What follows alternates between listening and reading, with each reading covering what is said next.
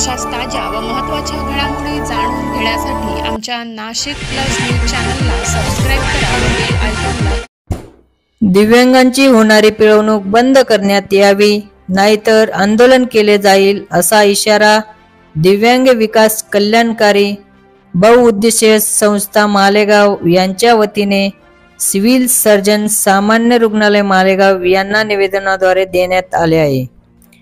निवेदनात म्हटले आहे की मागे काही दिवसांपूर्वी UDID कार्डसाठी अर्ज केले आहेत, ते रिजेक्ट मारले आहेत। असा दिव्यांग व्यक्तींना विनाकारण त्रास दिला जात आहे।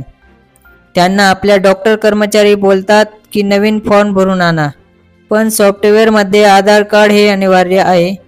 ते पहिल्या फॉर्मला जर आधार कार्ड वापरले तर ते दुसऱ्या फॉर्मला वापरता येत नाही, याची नोंद आपल्या कर्मचाऱ्यांना माहिती असली पाहिजे। उलट जे दिव्यांग चालू शकत नाही त्यांना हे सांगितले जाते, त्यामुळे दिव्यांग त्रस्त होत आहे।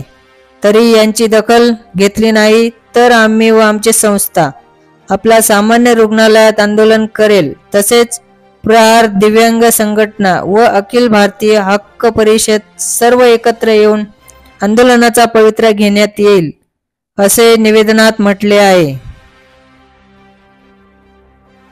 वसंत राऊत, दिव्यांग विकास बहुउद्देशीय संस्थेचा अध्यक्ष व प्रहार संघटनेचा शहर अध्यक्ष।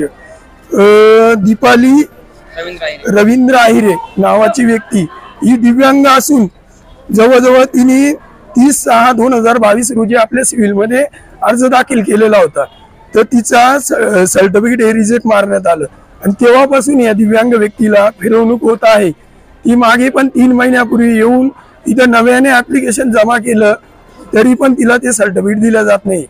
माझं हेच म्हणणं आहे, जर कधी खोटे अधिकारी दिव्यांग सर्टिफिकेट काढून अधिकारी होतात, मग या खऱ्या दिव्यांगाला न्याय का मिळत नाहीये?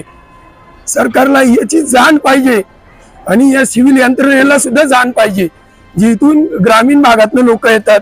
आता ही व्यक्ती सिव्हिल सर्जनच्या कॅबिन पर्यंत पायी घसरत गेली, पण तिला व्हीलचेअर अवेलेबल नव्हती। माझं हे म्हणणं, एवढं मोठं सिव्हिल बांधलंय, इथं 10 व्हीलचेअर उपलब्ध करायला काय हरकत आहे का? की लांबून लोक येतात, बिचाऱ्यांच्या काहींच्या अवकळा होतात, ज्यांना काही प्रॉब्लेम असतात, ते यांचे चक्रा मारू वेड्यात काढतात इथं लोकांना। हे चुकीचं आहे, हे सांगतो। जय प्रहार व्हावा, अन्यथा प्रहार संघटना याला कुठल्याही प्रकारचा दुजारा देणार नाही।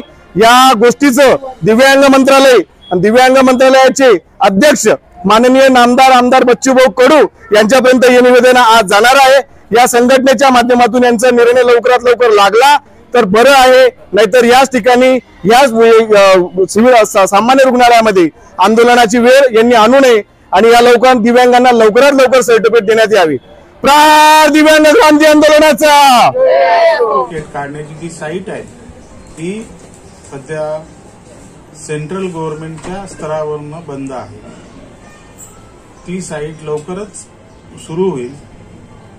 ती सुरू झाल्यानंतर जे सर्टिफिकेट पेंडिंग आहेत ते आमच्या स्तरावरून लवकरात लवकर काढून देण्यात येतील, असं मी सर्वांना आश्वासन देतो।